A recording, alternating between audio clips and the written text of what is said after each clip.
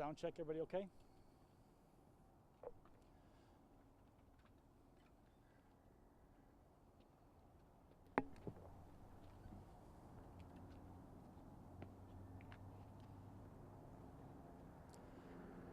Good morning, my name is Captain Haas with the Las Vegas Metropolitan Police Department. I'm here to bring some awareness to an increase in carjackings we've seen here locally as well as nationally.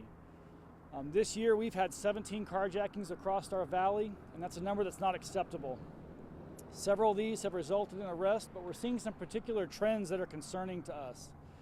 Most of these individuals that are doing these carjackings involve juveniles, as young as age 14 and 15 years old.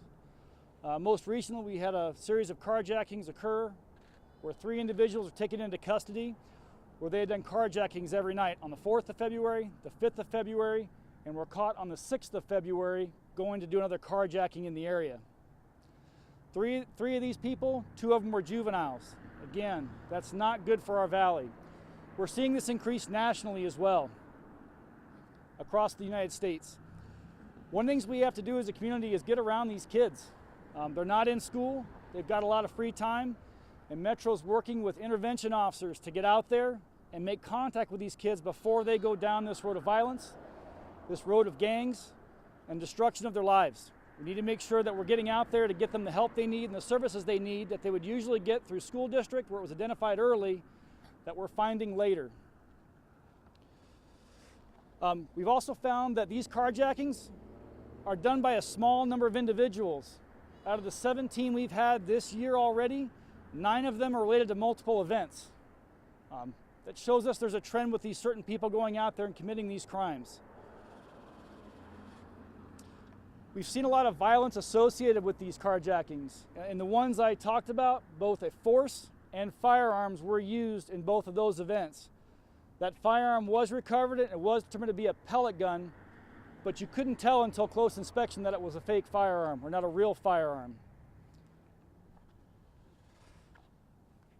We've also seen a trend with vehicle burglaries across the valley involving juveniles. Several of these crews of individuals have been taken into custody, and they almost all involve juvenile crimes. So I need the community's help. Don't make them easy victims. Make sure we go out there, we lock our cars. We don't have valuables stored in our vehicles. We're not storing firearms in our vehicles. It's important that we stay safe and keep this community safe. And if you see something in your neighborhood that doesn't belong, make sure you call the police, report it to us. Whether it's through the See Something, Say Something, 311, or if it's in progress, 911. It's imperative we work together to solve these crimes. If they go unreported, I can't help with getting them solved or stop them from happening in the first place. Is there any questions regarding this series of crimes? You said that, could you talk about what is sort of bringing this on? You talked about it a little bit before, but could you expand on why do you think, what are you attributing this rise in carjackings and car burglaries to? There's a lot of theories on what could be causing this. Some of it's social economic, some of it's just crime of opportunity, and that's typically what we've seen with our suspects here locally, is they're looking for crimes of opportunity at times. Both of the carjackings that I was referring to happened at 1 and 4 in the morning at people at ATM machines.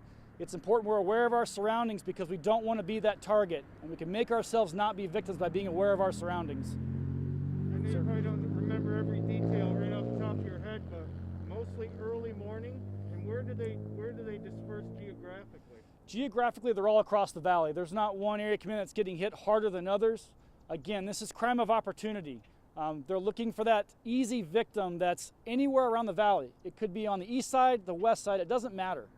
The reality is we have to be aware of our surroundings, and these kids that are doing these crimes, we have to find a way to get them into some support networks that are positive and give them those positive role models so they're not going down this road of violence and gangs. What can one... Schools are not going to be opening for everybody for a little while now. What is Metro doing to partner with some of these community organizations to get these kids help? So every area command at Metro has what's called an intervention officer.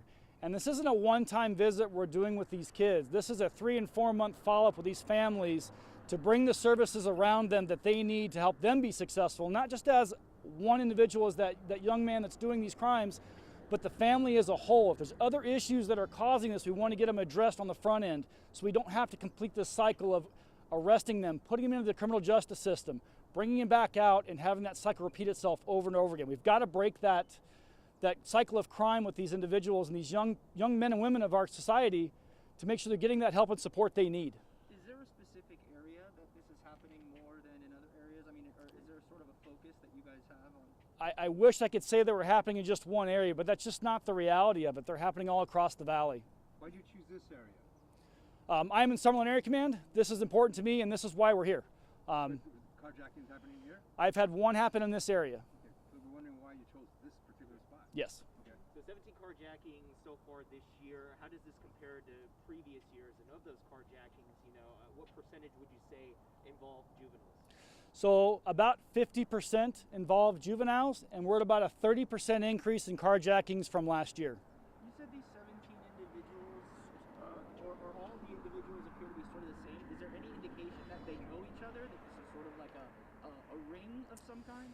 Every time we've disrupted or arrested a group of these individuals, no matter where it's at, we don't find a lot of connection between the suspects. They are typically that the suspects will reside in the same area, but they're traveling all over the valley to commit these crimes. So again, we're back to this is a crime of opportunity. They're not looking for a specific car type. They're not looking for amounts of money.